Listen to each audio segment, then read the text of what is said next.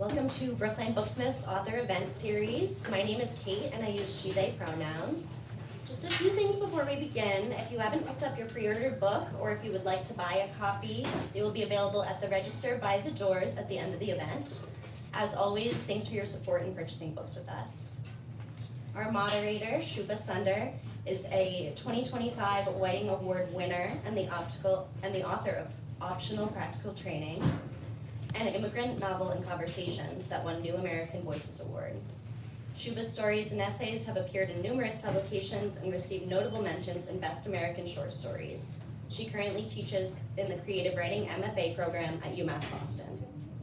Tonight, our author is Tayyba Kanwal, a Pakistani-American writer, managing editor at Conjunctions, and associate fiction editor at Cutleaf Journal.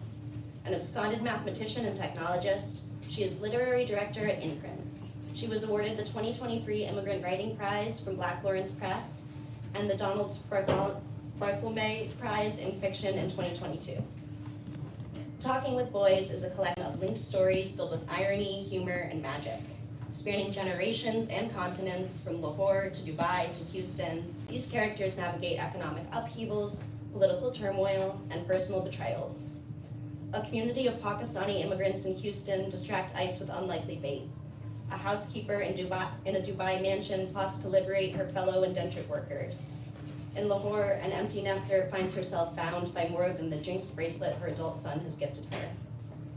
Amid crises both imposed and self-inflicted, the people in these stories pursue love, plot for survival, and play subtle power games to triumph against patriarchal forces of all genders. Please help me in welcoming Tayyba Kanwal and Shubha Sunder to Brookline Booksmith.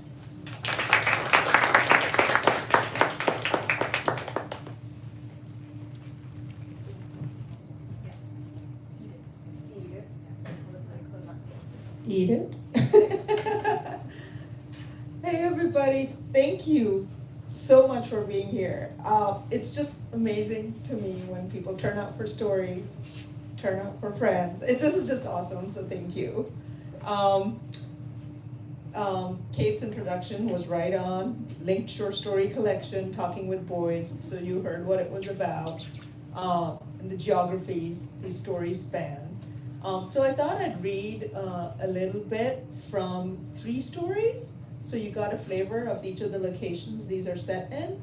And I'm gonna start with a story set in Dubai, and it's called Huma and the Birds. I grew up in Dubai. I was there from the age of 2 to 17, and I was in the Dubai that was before the Dubai you know now. So it was undergoing a lot of construction. Julia! Sorry, I love you all. And the labor conditions there that you have probably heard about currently were even more atrocious back then. So anyway, so with that context, so Huma and the Birds, Dubai, 1987. Everything was gold and mirrors here in Dubai, and loomed over Huma as if she were but a mouse. She didn't wonder what part was real and what wasn't. All of it glittered blindingly. Sometimes she had to look away from the opulence of her employer's house because it embarrassed her the way nakedness would. To think that little mother, her stepmother, had sold her own gold bangles and nose ring to pay the recruiting agent back in Pakistan, so Huma could come here to wash marble floors flecked with gold, wipe down gold filigree banisters. And Huma's new job, one bus ride and one flight, but many worlds away from little mother. She tried her best not to make eye contact with the man of the house, Mr. Suleiman. This was because Madam, Mrs. Suleiman, had told her not to. As the new housemaid, Huma was also not to talk to Fazl, the Pakistani gardener, because Madam said she wasn't a matchmaker. She needed her house taken care of. A 10-room beachfront villa was not for the faint-hearted wife or distracted servant. Madam had learned from her experience with her last 4 maids one from Sri Lanka, one from India, and two from Bangladesh. So Huma was not to leave the house unless transported by the driver to a pre-approved location, not to head to the servants' quarters before she was dismissed for the night, not to show up in the kitchen a minute later,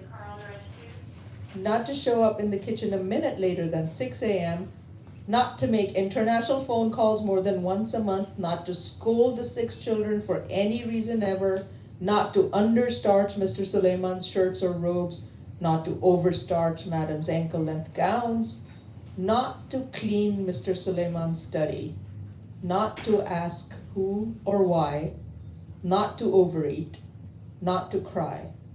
She was to note how Teresa, the nanny, was trim and stalwart. Madam thought Hindi girls, her designation for those from any part of the Indian subcontinent, could learn from the Filipinas a thing or two about presentability and stoicism. At night, Homa observed Teresa's beauty routine. They shared a room at one end of the servants' quarters, a single-story whitewashed concrete structure that stood behind the villa, beyond the lawns and the swimming pool. Huma folded her clothes into her suitcase and set on her bed's headboard a comb and a taped-up picture of Little Mother. Her stepbrother, Laik, had snatched it from her suitcase, and she'd had to tear it out of his clutches. She'd been hiding from him the oldest picture in the house, a creased black and white of Little Mother holding her as an infant. In the absence of a father, Laik, a wildfire of a boy, untamable even by their storm of a mother, had been lured by the doddering village Maulvi to join his madrasa at the mosque. Ridding their home of images had become the boy's first religious obsession and manly act over his mother and sister. Okay, I'm going to pause there with this story. Thank you.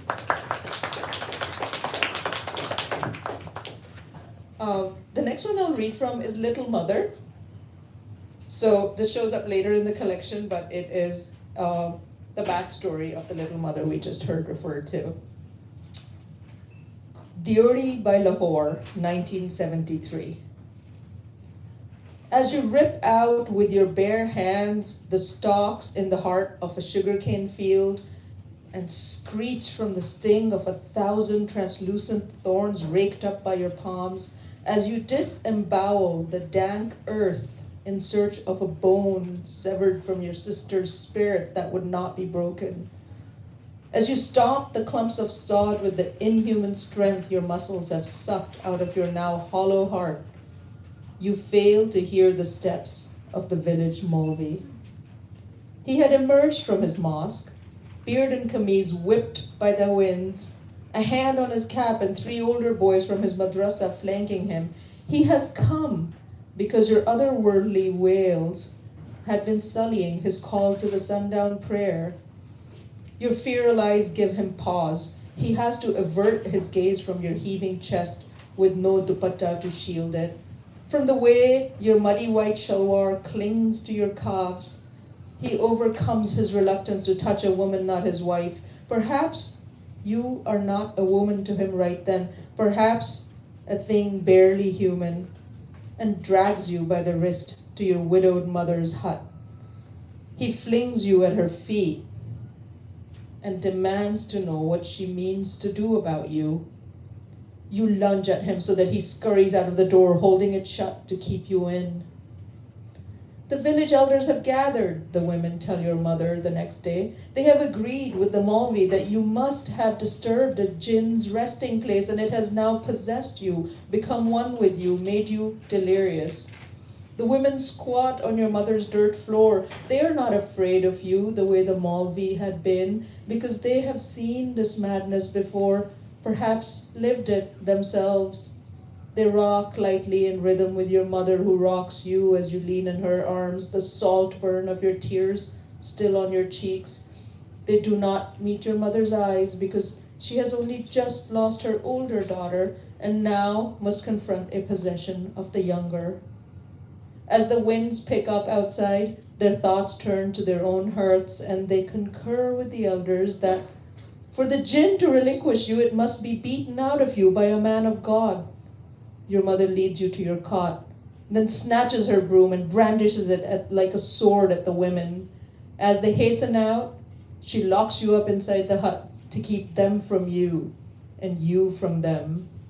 If she ventures out for water or flour, the women admonish her that her obstinacy is selfish, that the jinn will begin to take root in you. In the alleys, the Malvi students stone her with insults and are not chastised. The butcher cheats her and is not fined. The elders threaten to convene about her obstruction. At home, you are still a terror. She tires. She concedes. And I'll stop there and let you read about the horrors of the exorcism on your own. Okay. So, we'll go to a different kind of horror now. I'd like to read from a story set in Houston in 2018. It's called A Legal Alien. And yeah, you know this. Julia here, by the way, edited this story with me, and it was published in her journal Fireside. Thank you, Julia. And yes, it was written in 2018, but it's always surprising to read it even now. A Legal Alien, Houston, 2018.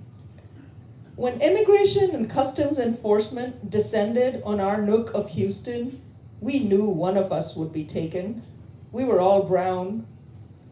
That we had nothing to hide, that we had each placed everything we loved on the mortgage lender's table for our 3,000 square foot patch of America did not matter in those days. That we voted in every election, that some of us had even voted in this eventuality did not signify in that season of terror. The icemen flew through our streets in packs as if they had been uncaged to fulfill their destiny. At first, we put on our best American accents. We got neat haircuts. We extracted our US passport cards from dusty corners of our wives' jewelry safes and slid them into the ID windows of our wallets, relegating our Texas driver's licenses to the credit card slots. We stopped speeding. We started weeding our exemplary flower beds, proving the model citizens we were. Still, one of us had to go. Chugging beer as Mo grilled sausages on his patio, we mulled over Yasser as our best bet. This was the kind of determination it took to carry on in America. To carry on America. We'd burnt our bridges, chosen our home, but failed to see the bones it was built from, the congealed blood it was cemented with. Khair der ai, durust ai. Now we knew. A student fresh from Pakistan, Yasser was renting a garage apartment from Muhammad Ayub while he attended Rice. In fact, it was Mo himself who offered him up. The boy hadn't yet discovered the gray areas that made non-halal meat permissible, nor had any of her daughters shown any interest in his acne-ridden profile, and Mo and Noreen's little Tina was too young. Some of us had thought it wasn't quite appropriate that they'd let a college boy stay with them, what with a prepubescent daughter at home, but the Ayubs were more modern than thou, and with them one either kept up or shut up. Someone inquired whether Yasser was intelligent, but Mo couldn't be sure. Out of considerations, we concluded Yasser was the least fit among us to be American. Problem was, his passport had an F1 student visa stamped into it with galling neatness. Mo had dashed up the spiral staircase of his garage and brought the passport to pass around. Boy hadn't been a single place. He had one exit stamp from Lahore International, a transit stamp from Dubai International, and one entry stamp at Bush International. Then someone pointed out that determining his status wasn't our job. All we had to do was bring him to their attention. The next time ICE cruised down our streets, Mo sauntered out with his hedge clippers and nodded at their passing SUV. Okay, stop there.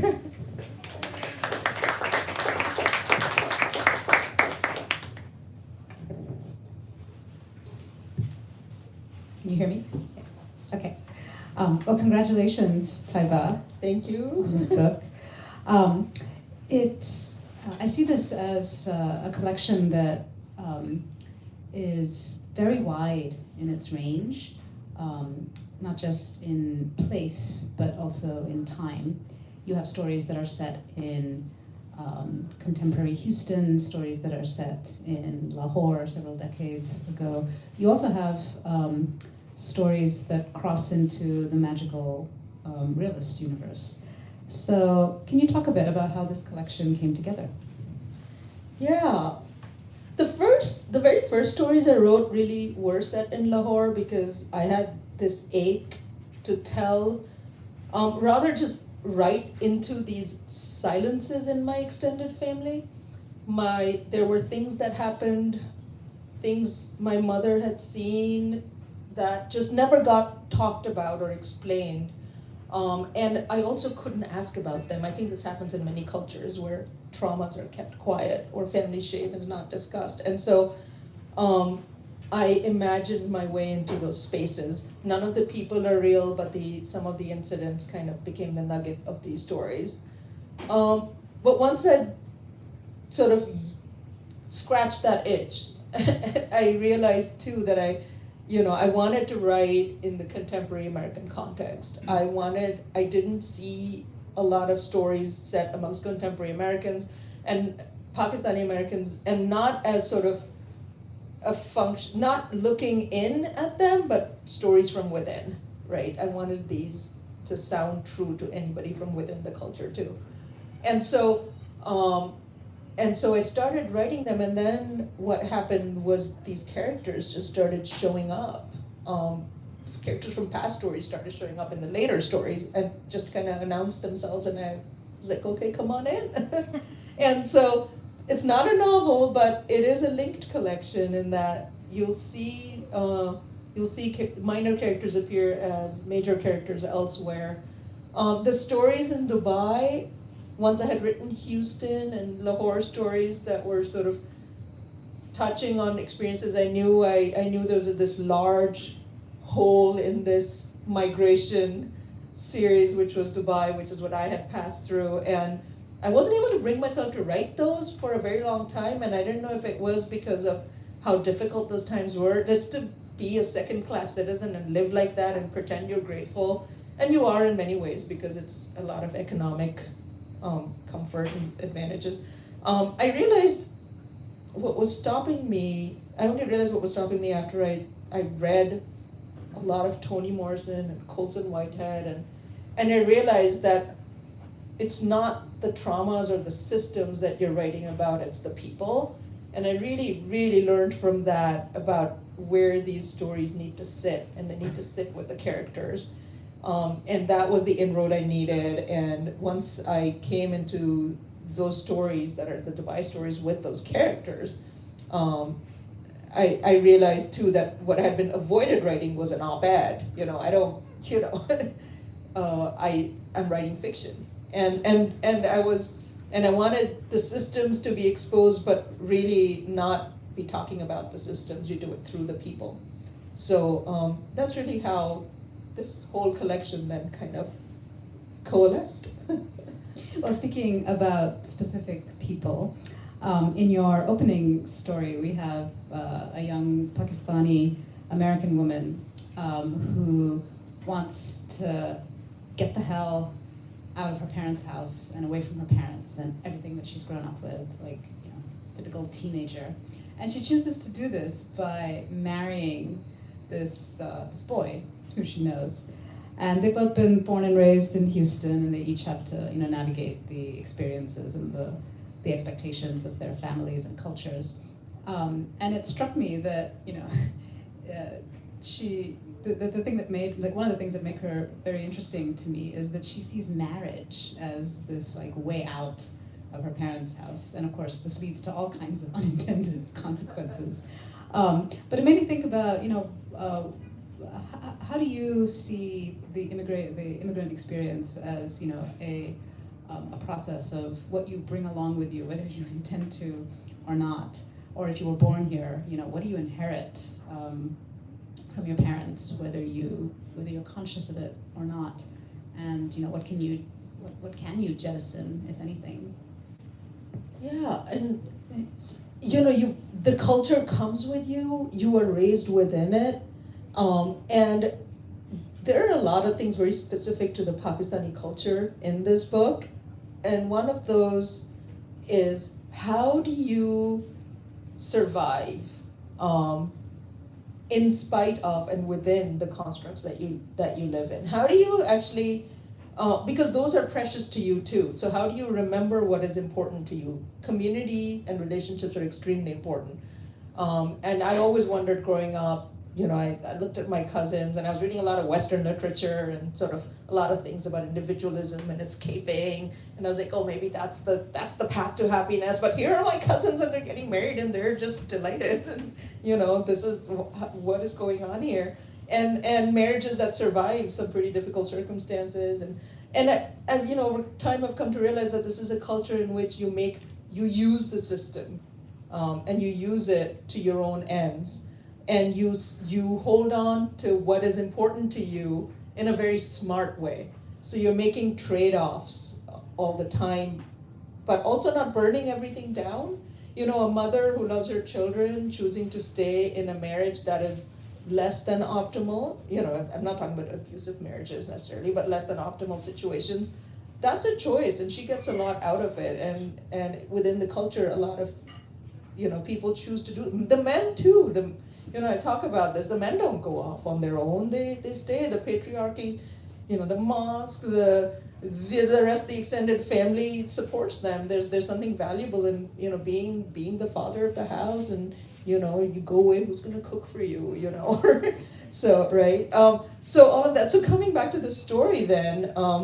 Using the system to your advantage is about one of the smartest things you can do, because then nobody can call you out on it either. So so she runs away and gets married, and truly that is what her parents would have wanted for her, right? They would have made her marry somebody else if she hadn't actually chosen to. So she just did what they were going to ask her to do on her own terms. Plus she loved this guy, at least in the beginning. So she's really just playing the same game that you will see characters throughout the book playing. And she can't get away from people who know her. It reminded me of I remember an interview with Barbara Kingsolver when she was talking about her latest novel, and she was saying that the best thing about community, about having a community, is that everybody knows you and they know your business. And the worst thing about community is that everybody knows you and they know your business. Houston's tight. Lots. It's probably the largest Pakistani community in the country, I understand, but it's tight. Everybody knows each other. Yes. In A Legal Alien, which is the last story you read from, here we have a community deciding to sacrifice one of their own to ICE, which complicates the immigrant narrative, right? We're all supposed to be supporting each other, and all that. So can you talk a little bit about that story? Why did you? And it's quite short, and it's kind of like right in the middle of the book. It's like this little firecracker that goes off when you don't expect it. Yeah. Well, about the short stories, there are about 3 of them in there, and I placed, although they were written on their own, I placed them there on purpose to just give you a break from reading the longer stories. So, but yeah, sometimes they're not a break. A firecracker might be a better word. But I think there are a couple of things I was doing in this story. I think thematically it is interesting to me, right? I don't think any immigrant community is necessarily A1, right? I think too, immigrant survival can depend on competition with each other. And then when the system, and there's also the question of am I more American than you is a real question in these communities, right? And it manifests in many ways. There's all sorts of judgment around that, and the accent people may or may not have acquired, the lifestyles they may or may not be living. But the other thing I was exploring here was in a literary way. I think I'm always fascinated by the pressure cooker that not just individuals but groups of people get put under, and how they might act in that very compressed space, and what they reveal about themselves in that space is fascinating to me. So this was one of those situations where what do you decide to do? You know, and truly it's, I think my guess is what they did worked, but who knows? Yes, I mean, when one is perceived as a threat, that threat needs to be eliminated, you know, in this cruel logic for the survival of the larger group. So the title story to me is this close study of a second-generation immigrant child who has a younger sister with special needs. And it made me think about how second generation immigrants have sometimes an inordinate amount of responsibility that they don't necessarily get credit for. Like the first generation, you know, the people who come over, who have to uproot themselves from the place that they're from and make this huge transition. Like that's a story, I think that's, you know, it's kind of accepted.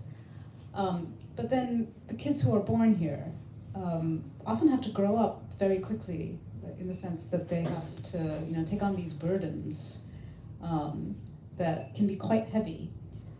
So here she has to look after her sister. She has to interpret her sister's needs to her parents. She has to protect her family from the things that they don't understand, you know, from people in the school, people in the district who might be trying to help but can be perceived as hostile. And you and I talked earlier, and you were mentioning how the second generation immigrant experience is something that's of great interest to you. So say more. Yeah, I don't think there are a lot of stories set in the second generation Pakistani immigrant community. You know, these are my kids, these are the youth I see around me, and they are living really interesting intersectional lives. You know, they hear, you know, depending on where their parents are on the sort of spectrum of conservatism, you know, they are being either held back or at least being imbued with a lot of the cultural values of the community that are actually different from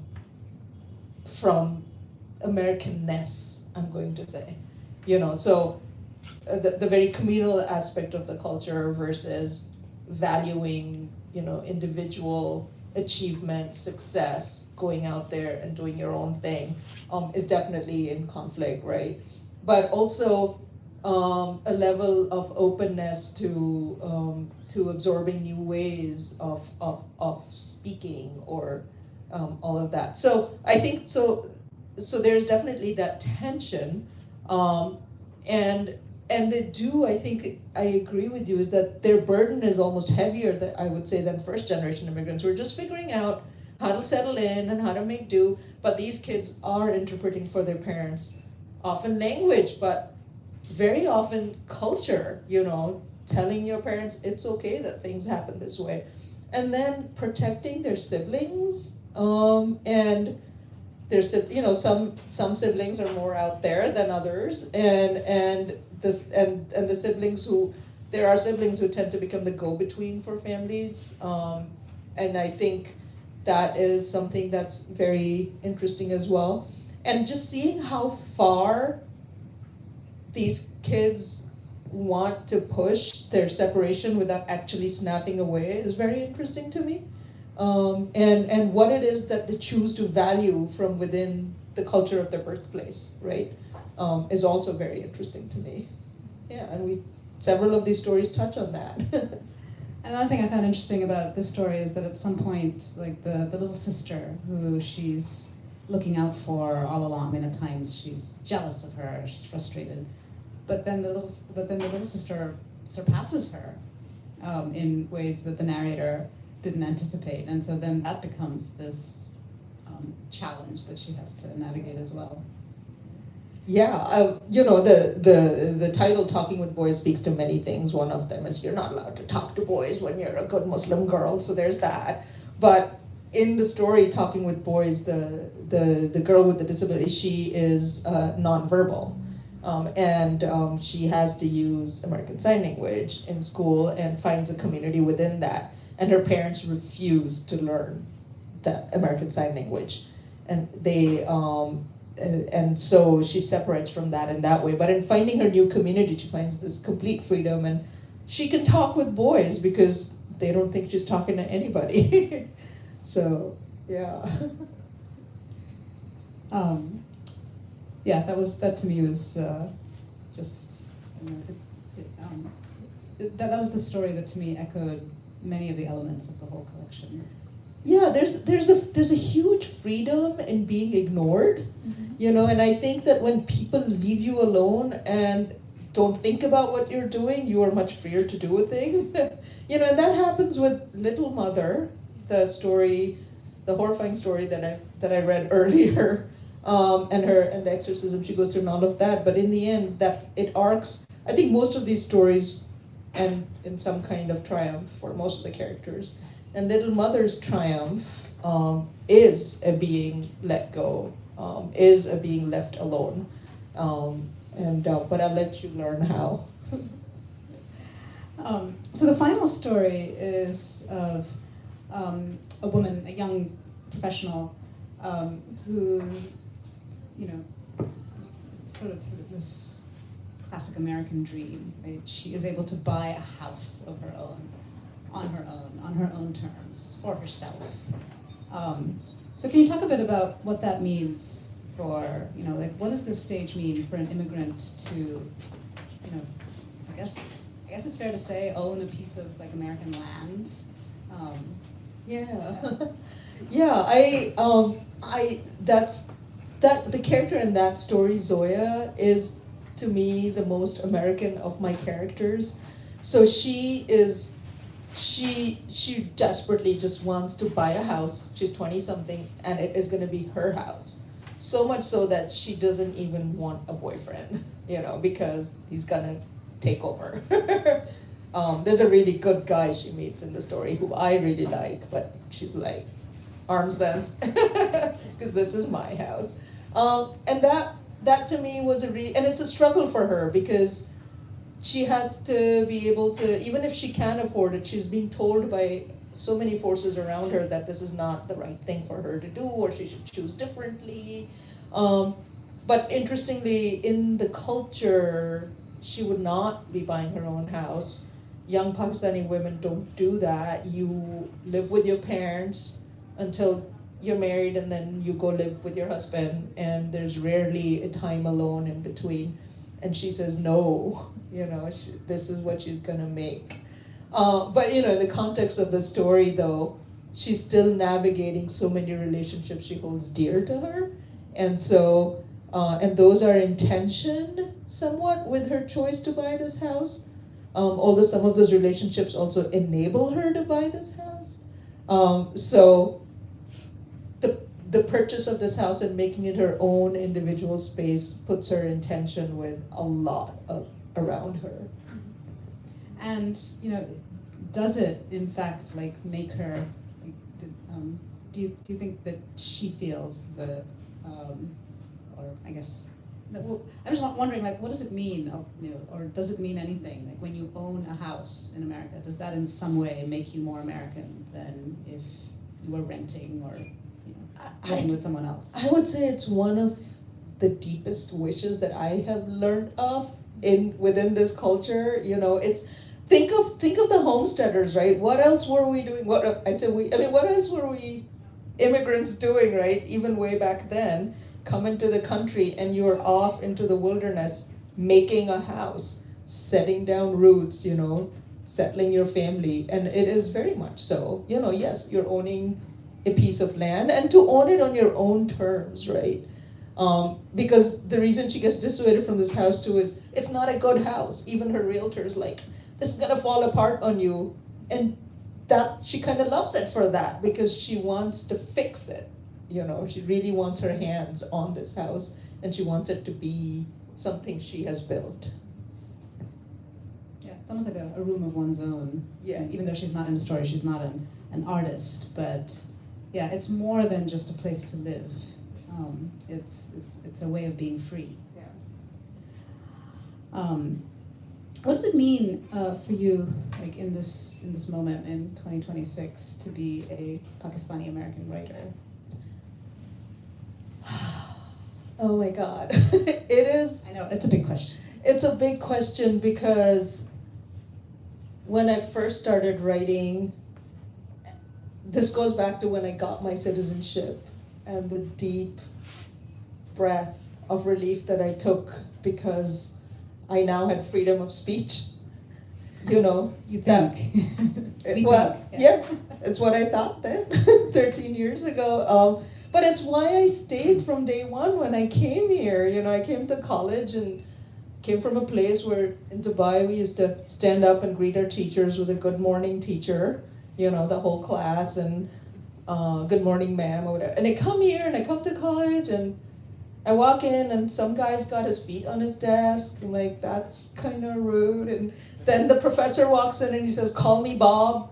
And then we're asking all these questions whenever we want. And I just knew this is where I was going to be because I want to be able to ask questions and make assertions and be heard. And freedom of speech was exactly it, which I feel like I just never had. I mean, literally not back in Pakistan or Dubai, even now with journalists and all of that. So, and I was told when I first, things changed for me when I got my citizenship. Like my stories changed entirely. I was less afraid. I was writing more intensely about everything. And now here we are. And I will still write what I will, but I have to admit I'm scared, you know? I have not read the ice story yet on any of my books now. Somehow it just felt right today. It's snowing out there. Snow and ice. Ooh, on that eerie note, we'd love to have questions from the audience, if there are any. And if not, then I can delve into my backup questions. So you said that the characters kind of recur over and over again in different stories. Did you, when you started having ideas to make this into a collection, have that already happened, or did it happen after you had the idea to make the collection? So the questions about the characters recurring and when that really led to the collection becoming a linked collection. I had not planned this to be a linked collection, and some of the characters did appear in a couple of stories, and it just felt natural to let them stay there. And I was still going to keep writing. Each story is entirely written to stand alone, but then I think it's kind of I guess a subconscious thing or whatever. Once I had done that though, they just more of them started showing up. I just started recognizing older people as their younger selves just because they were acting the same way. And maybe it's because as writers we're obsessed with the same characteristics in somebody, but I was like, oh, there you are. But then once that happens, it makes it very interesting because I already know them. I deeply know each character as I'm writing into their experience, so that when they show up as their younger self, it was a lot of fun to sort of figure out or be in their formative time, or if they show up as an older person, to see the havoc they're wreaking on other people because of who they are. So it just became even more fun. And I guess it still wasn't intentional. I never thought I'm gonna write this new story on purpose to link up the other stories to, or to bring this character in, or to show anything about them. For me, a story is always standalone. Short stories, they start with a nugget of some inspiration. Little Mother that I just read for you was actually inspired by Moby Dick, believe it or not.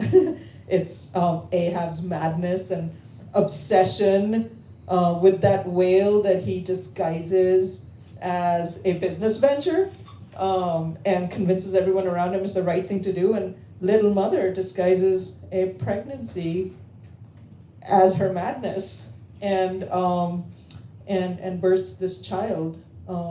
And so, yeah. So the stories are always coming from their own place and trying to do their own thing. And I just kind of feel lucky that they ended up connected. Now, the difficult part was structuring the collection. I knew it couldn't be chronological because that was not what made it interesting. It wasn't sort of the rhythms in time. And I eventually landed on this realization that what I wanted was irony. So I'm going to say the structuring principle was irony. So I'm hoping when you meet a character the next time that you are sort of overtaken by a sense of irony. Yeah, I think this maybe relates to my question, but there were your female characters, which there are so many of, they were so surprising to me, and like their choices and how their stories ended. And I grew up, I'm second generation, I grew up in an immigrant culture, immigrant community, immigrant family, and these women still really surprised me, even though I knew them in many, many ways, and at least like their histories and their backstories, but their choices and their endings surprised me. And my question to you is you know, how much of this story collection to you is like the role of an imagined future for our communities, if that question makes sense, versus like, I mean, I think our parents' generation came here with such a big imagination, but then it sort of had hit its limits for our generation in a way, or even their own generation. And I just wonder what you think your story collection, but also just the role of art and fiction going forward has in terms of an imagined future for our communities. Yeah, I think what I was doing here was not so much a hope as it was to reflect and to say the quiet part out loud. And so when these women are doing surprising things, I really wanted to tell the stories of women who were doing things that women are doing but we don't talk about. And especially sort of in the Pakistani culture, the conservative element of the culture is the dominant element. So if you're in a room full of 30 people, the 10 conservative people are the one whose narrative is going to be the accepted narrative. Across the room, they will say the things, and the rest of us will nod and go along with it, and no matter how we go off and live our lives later that evening. It does not get spoken. Everyone knows, and this comes back to the second generation kids, right? They're living lives that are very different from their parents' lives, but they don't talk about it, right? And the parents kind of know, but as long as you don't talk about it, you're good. And so I'd say that I really just wanted to give voice to those lives and those surprising things. But also, I think something that happens, and somebody asked me like about the humor in here once, and I realized I think what I did as I was working with these characters is we have this tendency to stop ourselves before we do like the actual weird thing, right? And with my characters, I just let them lean into the absurdity, just do the thing that I wish I could do, but I then stop myself. And so I think a lot of them are doing that. They're just kind of going ahead with the impulse. So. So I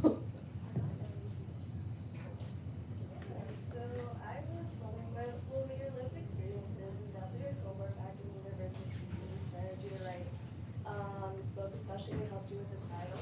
But I was wondering, like, what stories or authors helped you inspire and keep going when you're writing the book? So the question is what authors, like beyond the lived experiences, what stories or authors sort of helped me keep going beyond. There's one Pakistani writer, Muhammad Hanif, I'm a huge fan of, and I don't think without him the story collection could have existed because of his boldness. So he's written this book, he's written several books, but his book, A Case of Exploding Mangoes, just kind of completely shocked me. It's a novel about the assassination of a dictator, President Ziaul Haq in 1987, and the American consular was on the plane too, and everybody died in this explosion, and the CIA has never explained it, kind of thing. And so he wrote this book with like 7 possible paths into this assassination, and in ridiculously bold ways. He's calling out the army. He brings in the feminists. He brings in the Farmers Association, and he talks about everything you're not supposed to talk about. He's got gay people in it. It's like, oh my God, you're a Pakistani writer. How are you doing this? You're like criticizing real army people, like who existed by name. Or not criticizing, but making fun of, which is the equivalent. It was just shocking to me that he did all of that and he got away with it.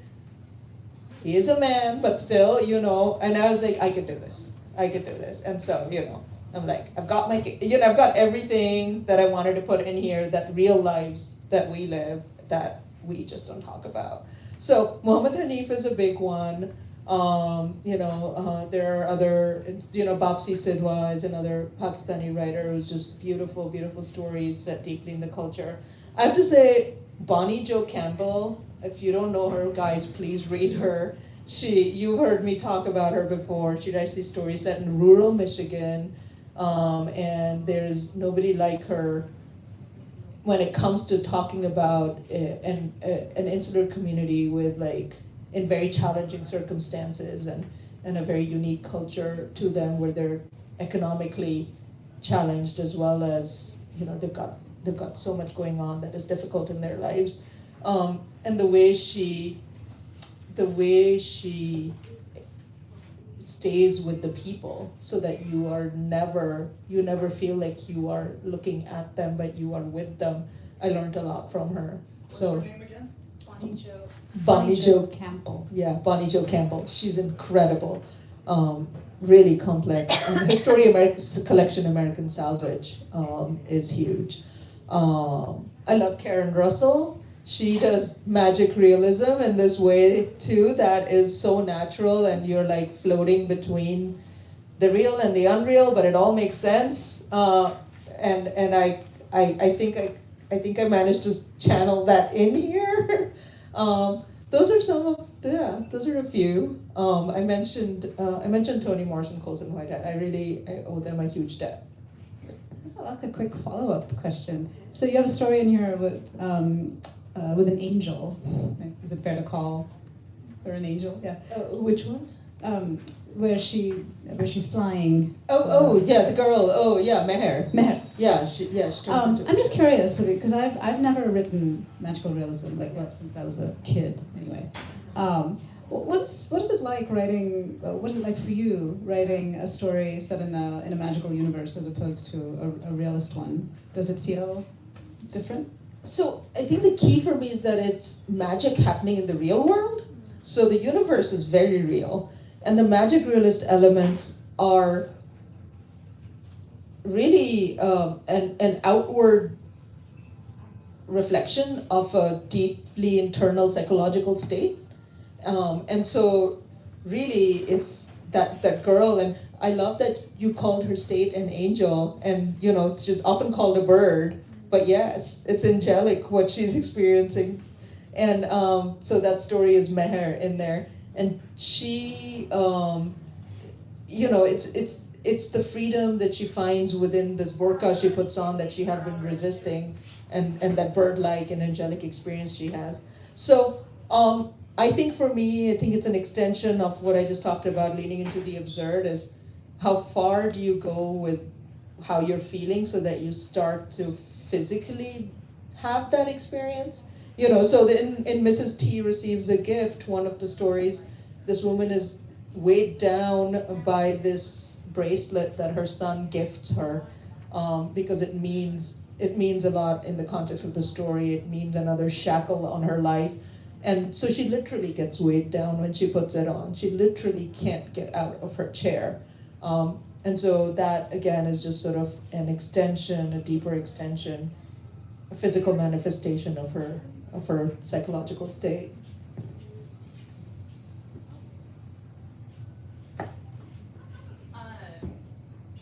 Writing a story like this, I'm sure has been quite a journey for you, and to reflect on culture and diaspora. I'm just curious what your thoughts were while going on this journey and writing this book about Pakistani storytelling, both within Pakistan and outside Pakistan. Particularly, you mentioned humor quite a bit. Like, what was this journey like for you? It felt important, it felt necessary, because I feel like these stories hadn't been told, but it was it was also a huge burden, because the reader I was the most concerned about was the Pakistani reader. even the Pakistanis in Pakistan, right? Like the ultimate Pakistani reader. And everything here had to feel true to those readers. That was very important to me. So, and I struggled, and I think a lot of writers who sort of live abroad and go back home or go between cultures struggle with being told they're not enough of one, they're not enough of another. And I have been asked, well, how much time have you spent in Pakistan? I'm like, well, every summer of my life when I was a kid, is that enough? Like, what is enough, right? How much do you know? How much do you imagine? Interestingly, I would say though, the immigrants to Dubai were more Pakistani than my Pakistani family back home, because what happens is when you immigrate, you form like the sub-community that you want to protect what you came with. And so they never evolve, they hold on to what they came with for like decades. Whereas my cousins back home, the internet's here and we're doing this and we're going dancing or whatever, right? And my dad's like, you can't put on skirts, So it felt heavy, but also these stories had to come out. And some of them were scary to write, you write about the Maulvis in the mosques, or, and I am never really ever criticizing generically any group of people or any, that was not my goal, but diving into these characters can be hard, culturally speaking. I'm gonna get asked about them, but that's cool, that's why I write these. Thank you for that question.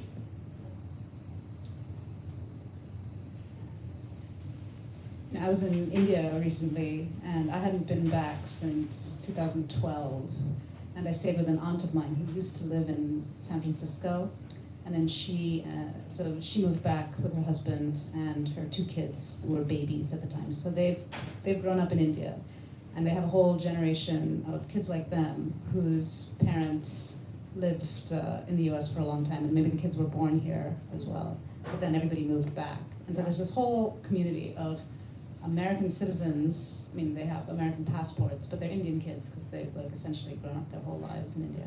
And they have an incredible confidence that like my generation like certainly didn't have, or maybe I just see it that way because I remember myself as having no confidence as an adolescent. But I'm curious about the sort of like the mirror image of your book, right? Like the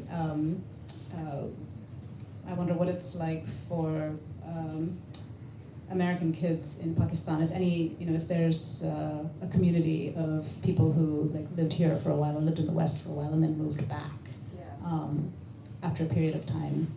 That's a unique experience as well. Yeah, it is.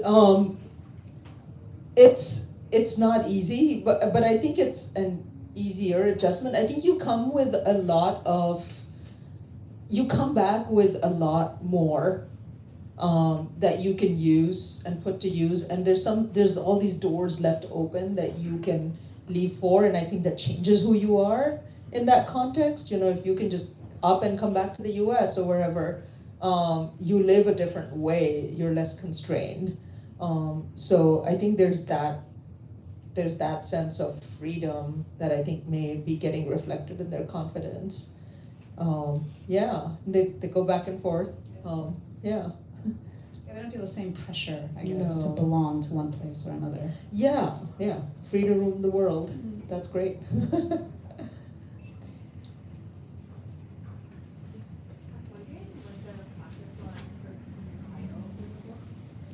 For the title, okay, I love this.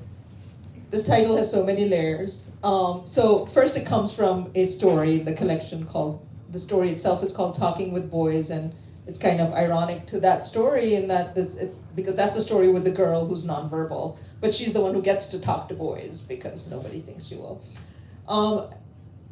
Honestly, I was workshopping my entire book with my cohort at my MFA, and they read all of the stories, and I had called it something else. I named it after one of the other stories, and everybody said, no, it has to be Talking with Boys. And it just feels subversive in a way. And once I started listening to that, I was like, you know what? It is true. It's like, it's weird. It says so much about the culture, right? It's like, that's a thing you're not allowed to do. How strange, but also how normal, right? And so having this on the cover, like the reaction it evokes from people within the culture is fascinating. Like the old uncles hate it. They're like, why? I mean, I've had aunties tell me their husbands are like, why is this book called this? You know, and I've had aunties ask me if they should let their daughters read this book. You know, and I'm like, it's okay. But you know, on the other hand, the very first story has a bisexual middle-aged woman who's drinking. So maybe they shouldn't let their daughters read this book. I don't know. So yeah, I think it just is it's very interesting because it seems so normal, and then it's not. It makes you look again.